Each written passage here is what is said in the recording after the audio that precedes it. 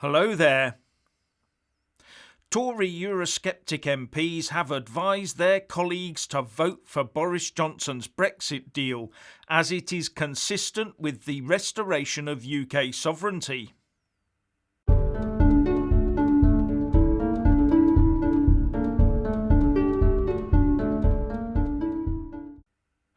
Firstly, please subscribe and like this video to give my channel a boost, and I'm always uploading new content, so please do check back daily, and a big thanks to my Patreon and PayPal supporters. So, the members of the Tory Eurosceptic European Research Group, or ERG, has given the Boris Johnsson Brexit deal their blessing and advised their fellow MPs to vote for it. In a Zoom meeting this afternoon, the ERG decided that the new UK-EU agreement does meet the requirements of the UK regaining its sovereignty, something that will obviously be a massive fillip for the Prime Minister. The ERG put out a simple statement saying, "The FTA is consistent with restoration of UK sovereignty. ERG officers have recommended members vote for the deal."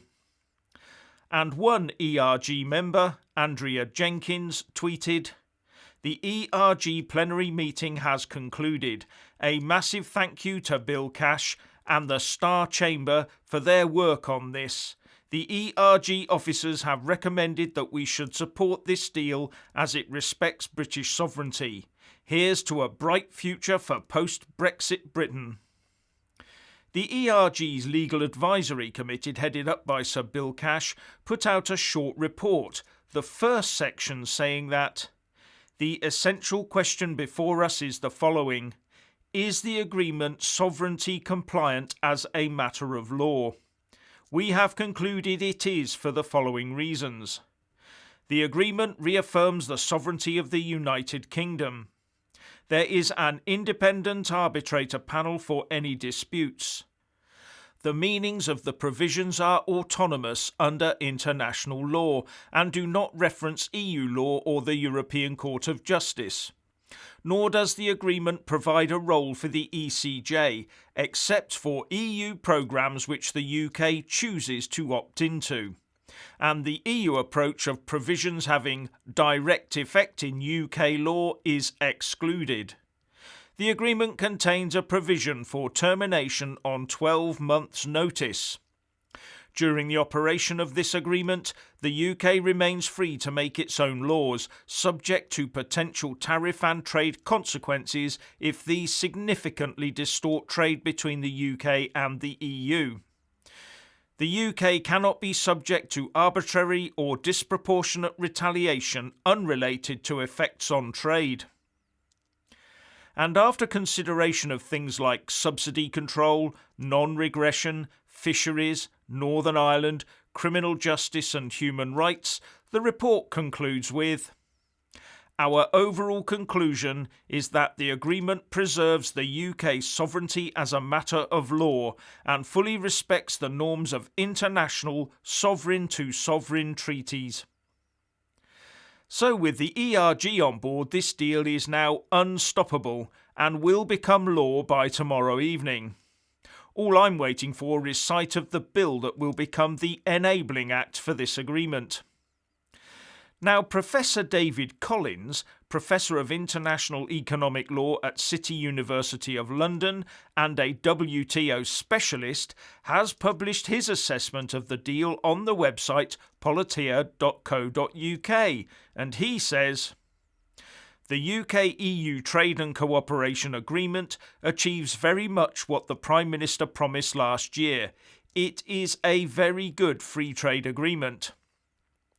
And he also says, "The TCA is a trade treaty between fully sovereign trading partners and must be interpreted by international trade lawyers who are well versed in this landscape and its specific legal terminologies. EU concepts such as integration and ever closer union have no bearing on how this document should be interpreted, implemented and enforced." So despite the obvious shortcomings of the deal, especially with regard to fishing, the sovereignty angle does seem to be well covered. But Professor Collins does insert a warning that, to be sure, many of the TCA's terms are ambiguous, notably those relating to the lowering of standards in various contexts. Dealing with these issues will require careful, informed choices, particularly if the UK is to resist any potential mission creep by those seeking to keep the UK within the EU's ambit on trade and other matters. And to be sure, there will definitely be those that will do their utmost to try and lever the UK back into the EU orbit of legal influence. And many of them sit as MPs and are queuing up to oppose and vote against this bill. On top of the SNP that I talked about this morning, there will be a chunk of Labour rebels disobeying Keir Starmer's instruction to back the deal. Then there's Ed Davies' Lib Dems and Plaid, who have decided to vote against it too. And now the Green Party MP Caroline Lucas has also decided to go through the no lobby. And just to remind everyone, it was only last year that Lucas was calling for a top 10 cabinet of female MPs to form a cabinet of national unity to stop a no-deal Brexit. And now she's tweeting, "Tomorrow I'll vote against the Brexit deal. At time of climate and nature emergency, I will not acquiesce in lower environmental standards. I won't be complicit in creation of poorer, smaller UK with diminished global influence. There is no mandate for this." Now she's effectively voting for the very thing she fought so hard against, a no-deal Brexit. Now DUP MPs are also planning to vote against the deal, but theirs are based on how shoddily they've been treated in the withdrawal agreement with the Northern Ireland Protocol. Arguably, they would be much better off with a no deal.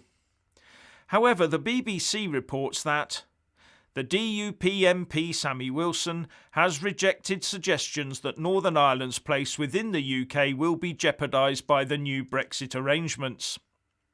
And it goes on to say, Mr Wilson, the DUP's Brexit spokesman, said he believed the economy would grow as a result of the UK's withdrawal from the EU, strengthening the union. So there are still two types of MPs in Westminster. Those that believe the UK should run its own affairs and spend its own money, and those that believe anyone outside the UK should be running our affairs and spending our money. The sooner we get more of the former and ditch those in the latter camp, the better for all of us. And while all that was going on, the International Trade Secretary Liz Truss tweeted, "Securing our UK-Turkey trade deal with at Pekkan," that's Rusha Pekan, the Turkish Trade Minister. "We have now agreed trade deals covering 62 countries plus the EU and £885 billion worth of trade. And we're just getting started. #Global Britain." While some people moan and block, others knuckle down and get the job done. Anyway, if you want to hear more from me, please don't forget to subscribe and also press that little bell, or you won't get any notifications. And if you want to see more of me, buy a mug with my mug on it by following the link in the descriptions box below and support me on Patreon or PayPal. So what do you think about all of this? Please share and comment, and thank you for watching.